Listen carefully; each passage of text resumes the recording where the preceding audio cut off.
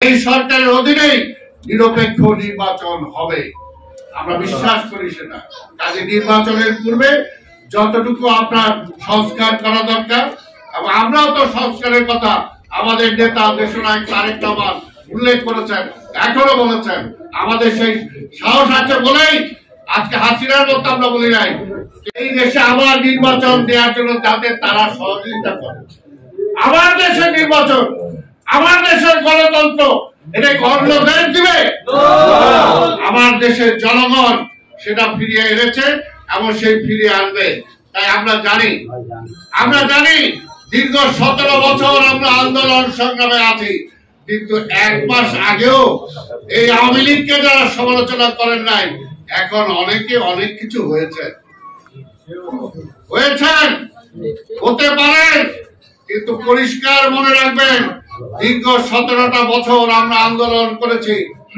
আমাদের নেত্রী বেগম খালেদা জিয়া আজকে চিকিৎসার জন্য তার শারীরিক অবস্থা নেই যে তিনি প্লেনে উঠে বিদেশে যাবেন, এমন একটা অবস্থায় সরকার এনেছে। আমাদের নেতা দেশনায়ক তারেক রহমান আজকে কি অবস্থা আছেন আপনারা জানেন। যারা অনেক কথা বলেন, 5ই আগস্টের আগে 10 দিনের আপনাদের মিডিয়াগুলো ঘেটে দেখেন তারেক রহমানের কি ভূমিকা ছিল, আমাদের দলের মহাসচিব মির্জা ফখরুলের কি ভূমিকা ছিল, কি স্টেটমেন্ট ছিল।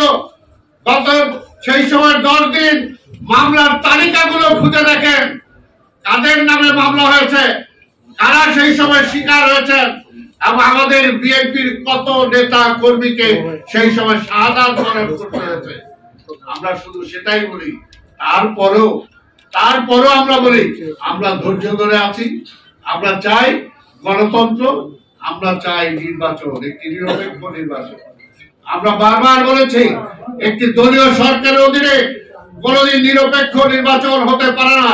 তাই আমরা এই ধরনের আজকে যে ইন্টেরিয়াম একটা গভর্নমেন্ট আছে, এই ধরনের সরকারের গভর্নমেন্টের অধীনেই আমরা নির্বাচন চেয়েছি।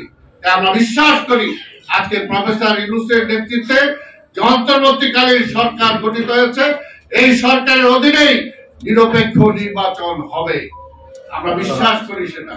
কাজে নির্বাচনের পূর্বে যতটুকু আপনার সংস্কার করা দরকার, এবং আমরাও তো সংস্কারের কথা আমাদের নেতা দেশনায়ক তারেক রহমান উল্লেখ করেছেন, এখনো বলেছেন।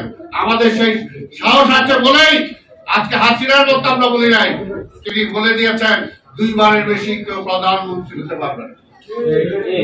সাহস আছে বলেই বলেছেন কোন নির্বাচন কোন দলীয় সরকার অধীনে হবে না, তত্ত্বাবধায়ক সরকার অধীনে হবে। সাহস আছে বলেই বলেছেন। সেই কারণেই আমরা জনগণের স্বার্থে বিশ্বাস করি, বিএনপির স্বার্থে বিশ্বাস করি না, ব্যক্তির স্বার্থে বিশ্বাস করি না। আমরা চাই আজকে দেশের এই জাতীয় ঐক্য যে সৃষ্টি হয়েছে, সে ঐক্য যাতে বিনষ্ট না হয়। স্বাধীনতার পরে আওয়ামী লীগ ঐক্য বিনষ্ট করেছিল বলেই সেই 75-এর সেই পরিবর্তন হয়েছিল। আজকেও যাতে শেখ হাসিনা ক্ষমতায় এসে মুক্তিযোদ্ধা কে রাজাকার, কে আওয়ামী লীগ, কে বিএনপি, কেউ মুখ দল সেগুলো দেখে সারা জাতিকে বিভক্ত করে ফেলেছিলেন বলে আজকে দেশকে রসাতলে ঠেলে দিয়েছেন।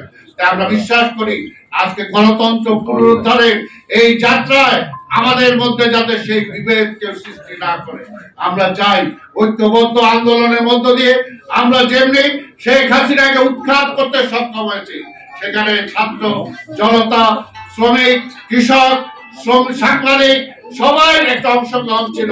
আমরা চাই সবার অংশগ্রহণ এই আন্দোলন চূড়ান্ত পর্যায়ে আসবে যখন আমরা একটা নির্বাচিত সরকার আনতে পারবো।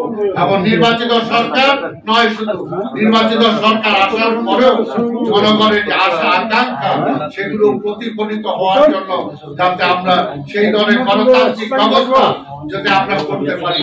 স্বাধীনতা 52 থেকে 53 বছর পরে এখনো গণতন্ত্রকে আমরা প্রাতিষ্ঠানিক রূপ দিতে পারি নাই বলে আজকের এই অবস্থা। তাই আমাদের বিশ্বাস রাখতে হবে গণতন্ত্রের কোনো বিকল্প নাই, মানুষের ভোটের অধিকারের কোনো বিকল্প নাই। গণতন্ত্র ছাড়া, ভোট ছাড়া কোনো কিছুই হতে পারে না। তাই আমরা সেই লক্ষ্যে আন্দোলন করছি।